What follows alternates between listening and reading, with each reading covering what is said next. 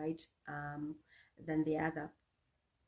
So in 2021 is when for the very first time I was able to embrace my second name. Actually, people from my high school, there was this lady who particularly reached out a while back, and she told me, you know, I never realized me and you share a name because you always used to use your surname.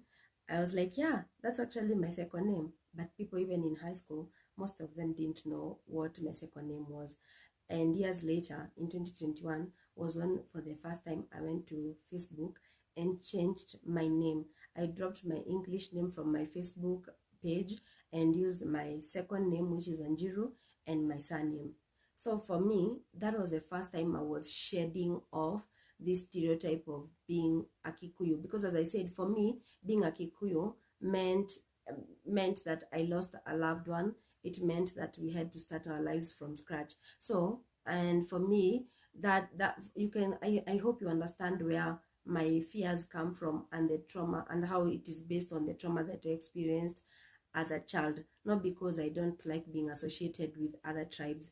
I have friends from all tribes in Kenya.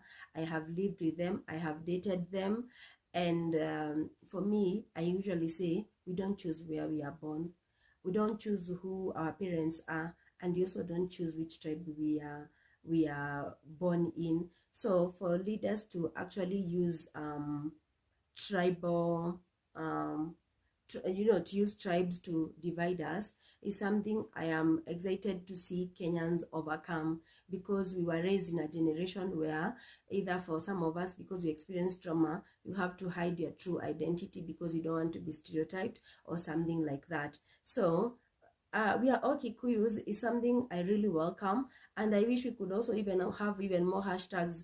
We are all, Kambas. We are all whichever tribe. We are, Sisini. We are one. We are Kenyans, and as I said, you don't choose where you are born.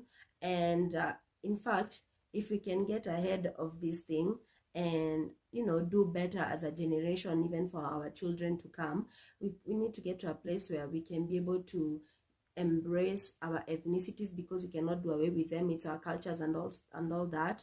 They form part of our identity, but still be able to look beyond just being a certain tribe or being a certain thing that is associated with you.